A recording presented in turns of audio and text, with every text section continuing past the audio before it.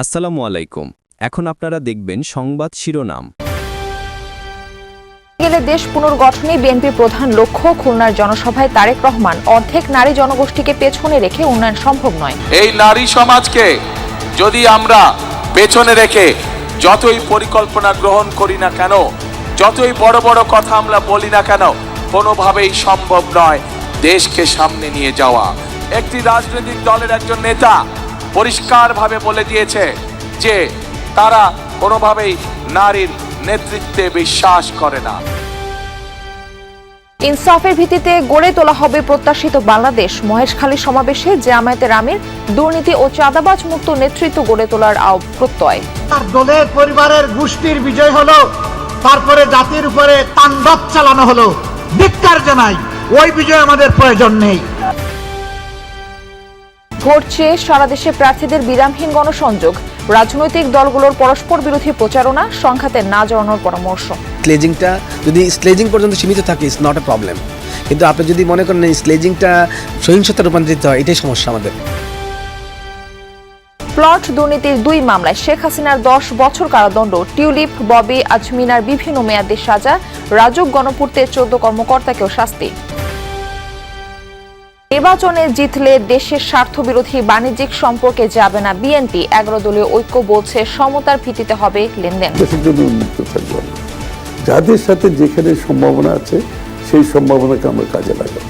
Development partner যারা আছেন, সেটা পশ্চিমা হোক আর পূর্ব হোক, আমাদের এশিয়াতে যারাই হোক না কেন, আমরা সবাইকে একটা ব্যবসা বান্ধব পরিবেশ দিতে।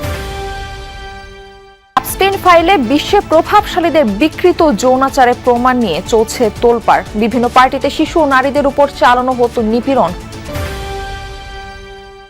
আসসালামু আলাইকুম। এখন দেখবেন সংবাদ বিস্তারিত। দেশ পুনর্গঠন করাই বিএনপির প্রধান লক্ষ্য। তা বাস্তবায়নে ধানের শীষে ভোট দেওয়ার আহ্বান জানিয়েছেন দলের চেয়ারম্যান তারেক রহমান। দুপুরে খুলনার প্রভাতী স্কুল মাঠে নির্বাচনী জনসভায় বক্তব্য দেন তিনি। তারেক রহমান বলেন, দেশের অর্ধেক জনগোষ্ঠী নারী, তাদের ক্ষমতার বাইরে রেখে উন্নয়ন সম্ভব নয়। তিনি অভিযোগ করেন, জামায়াত নারীদের ঘরবন্দি করে রাখতে চায়। যাদের কাছে মানুষের মূল্যায়ন ও আত্মসম্মান নেই, তাদের কাছে দেশ নিরাপদ থাকতে পারে না। বিএনপি চেয়ারম্যান আরো বলেন, যেই দলের নেতা নারীদের অপমান করে, সেই দল ক্ষমতায় গেলে সাধারণ নারীদের কিভাবে অপদস্থ করতে পারে তার উদাহরণ 1971 সালেই দেখা গেছে।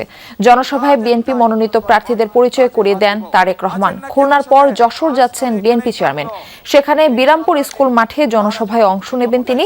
সমাবেশে তিনি যশোর, নড়াইল, মাগুরা, ঝিনাইদহ, চুয়াডাঙ্গা, মেহেরপুর ও কুষ্টিয়া এই 7 জেলার বিএনপি প্রার্থীদের পরিচয় করিয়ে দেন। একটি রাজনৈতিক দলের নেতা পরিষ্কারভাবে দুদিন আগে বলেছে যে সকল মহিলা, যে সকল মা বোনেরা কর্মসংস্থানের উদ্দেশ্যে কর্মসংস্থানের জন্য যান, তাদেরকে প্রিয় ভাই বোনেরা, আপনাদের সামনে আমার বলতে রীতিমতন লজ্জা হচ্ছে, এমন একটি শব্দ সে আমাদের সব মা বোনদের জন্য ব্যবহার করেছে যা এই দেশের জন্য একটি কলঙ্ক স্বরূপ।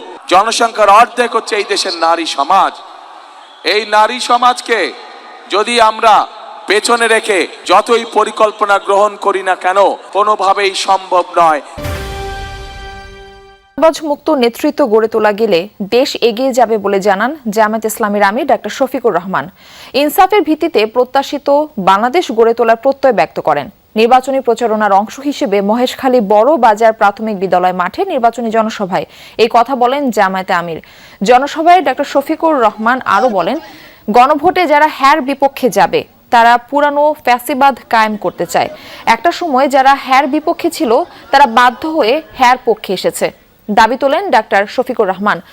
দাবি করেন, বিগত সরকারগুলো নারীদের এগিয়ে নিতে এবং নিরাপত্তা দিতে ব্যর্থ হয়েছে। 11 দলীয় ঐক্য নির্বাচিত হলে নারীদের সম্মান, নিরাপদ কর্মপরিবেশ নিশ্চিতের প্রতিশ্রুতি দেন তিনি। দুপুরে শহরের বাহারছড়া মুক্তিযোদ্ধা মাঠে 11 দলীয় ঐক্যের জনসভায় যোগ দিবেন জামায়াত আমির। পরে লোহাগড়ার পদুয়ায় সমাবেশে যোগ দিবেন ডক্টর শফিকুর রহমান। বিকেলে চট্টগ্রাম মহানগরের বন্দর স্কুল অ্যান্ড কলেজ মাঠ এবং সীতাকুণ্ডের জনসভায় বক্তব্য রাখবেন তিনি। তার হামাগুড়ি দিয়ে খুঁড়িয়ে খুঁড়িয়ে সামনের দিকে যাবে, ওটা আমরা চাই না। বাংলাদেশকে এখন জাম্প করতে হবে ইনশাআল্লাহ। আমরা বিশ্বাস করি মাত্র 5টা বছর এই দেশের অর্থনৈতিক মানচিত্র পাল্টে দেওয়া সম্ভব ইনশাআল্লাহ। চুরি হবে না, চাঁদাবাজি লুণ্ঠন হবে না, অপরাধ দেখবেন যদি আপনারা আলহামদুলিল্লাহ এই জায়গাটাই ভোট দেন, ইনশাল্লাহ দেখবেন 13 তারিখ থেকে এই বাংলাদেশ বদলে গেছে। আফগানিস্তান বানাতে চায়, ঠাকুরগাঁয়ে এমনটা বলেছেন বিএনপি মহাসচিব মির্জা ফখরুল ইসলাম আলমগীর। সকালে ঠাকুরগাঁও 1 আসনের ধোলারহাট বাজারে নির্বাচনী পথসভায় এসব কথা বলেন তিনি আরো বলেন, জামায়াতের আমির নারীদের নিয়ে যদি কোনো কটূক্তি করে থাকেন তবে সেটা অবশ্যই অন্যায়, নারীরা তা কখনোই মেনে নেবে না। বাংলাদেশের জনসংখ্যার অর্ধেকেরও বেশি নারী পুরুষ সমান অধিকার নিয়ে এই দেশে বসবাস করবে। এছাড়া মহাসচিব বলেন, নারীদের সমান অধিকার ও তাদের প্রাপ্য নিশ্চিত করতে বিএনপি সব সময় বদ্ধপরিকর। আমাদের মেয়েরা যদি স্কুল কলেজে না যায়, পড়াশোনা না করে, চাকরি পাবে কোথায়? বাটপাড়ি, পুরা মিথ্যা কথা। কোন সরকার কাজ না করলে কাউকে টাকা দিবে? হবে নাকি? এরা জামাতে ইসলাম এই দেশ থেকে আফগানিস্তান। পৃথক 2 মামলায় সাবেক প্রধানমন্ত্রী শেখ হাসিনাকে 5 বছর করে মোট 10 বছরের কারাদণ্ড দিয়েছেন আদালত। সাবেক প্রধানমন্ত্রীর পরিবারের বিরুদ্ধে প্লট দুর্নীতির আরেক মামলার রায় দিয়েছে আদালত। শেখ হাসিনার সঙ্গে এবার তার 2 ভাগ্নিকেও দোষী সাব্যস্ত করে সাজা দেওয়া হয়েছে। যার নামে প্লট সেই আজমিনা সিদ্দিক রূপান্তিকে দেওয়া হয়েছে 7 বছরের কারাদণ্ড। তার বোন ব্রিটিশ এমপি টিউলিপের 2 বছর করে 4 বছরের কারাদণ্ড হয়েছে। এই মামলায় রাদওয়ান মুজিব সিদ্দিক ববিকেও 7 বছরের কারাদণ্ড দিয়েছেন আদালত। এছাড়া রাজুক ও গণপূর্তের সাবেক 18 কর্মকর্তাকে 2 মামলায় 10 বছর করে কারাদণ্ড দেওয়া হয়। ঢাকার 4র্থ বিশেষ জজ আদালতের বিচারক রবিউল আলম সোমবার এই মামলার রায় ঘোষণা। আদালত পর্যবেক্ষণ দিয়েছেন যে তারা মিথ্যা হলফনামা দিয়েছেন, তাদের নিজ নিজ নামে ঢাকায় এবং ঢাকার আশেপাশে রাজুকের এলাকাধীন জায়গাতে তাদের অভিজাত এলাকায় তাদের নামে ফ্ল্যাট এবং জমি থাকা সত্ত্বেও তারা মিথ্যা হলফনামা প্রদান করে এই প্লটগুলি হাতিয়ে নিয়েছেন শেখ হাসিনা এবং টিউলিপ সিদ্দিকের সহযোগিতায়। এবং নির্বাচনে জিতলে বাণিজ্যের বিদেশ নীতি কি হবে এমন প্রশ্নে এখন স্পষ্ট অবস্থানে নেই কোনো রাজনৈতিক দল। ভূ রাজনীতির পূর্ব ও পশ্চিমা মারপ্যাচ যাচাই করছে নেতারা। বিএনপি বলছে বাংলাদেশের স্বার্থ বিরোধী কোনো বাণিজ্যিক সম্পর্কে যাবে না দলটি, বিশেষ সুবিধা পাবে না প্রতিবেশী দেশও। অন্যদিকে 11 দলীয় ঐক্যের নেতারা বলছেন যে কোনো দেশের সাথে বাণিজ্যিক লেনদেন হবে সমতার ভিত্তিতে। বাংলাদেশের বিদেশ বাণিজ্য নীতি এই মুহূর্তে কোনো আদর্শিক বিতর্কে নেই। রপ্তানির প্রায় 52% যাচ্ছে ইউরোপীয় ইউনিয়নে, একক দেশ হিসেবে সবচেয়ে বেশি পণ্য রপ্তানি হয় যুক্তরাষ্ট্রে। আবার অবকাঠামো ও জ্বালানি বিনিয়োগে বাংলাদেশ ঝুঁকছে চীন ও মধ্যপ্রাচ্যের দিকে। বাণিজ্যের বাইরে দূরত্ব বেড়েছে প্রতিবেশীর সাথে। এসব টানাপোড়েনের মাঝে প্রশ্ন, নির্বাচনের পর কোন দেশের সাথে? বিএনপি যখন শেষ রাষ্ট্র ক্ষমতায় ছিল তখন অর্থনীতির বাস্তবতা ছিল ভিন্ন। পরের 20 বছরে বিদেশি ঋণ গিয়ে ঠেকেছে জিডিপির প্রায় 40%।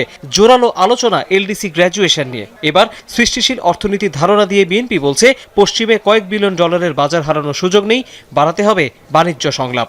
মাল্টিল্যাটারালিজম হচ্ছে বিএনপির পলিসি।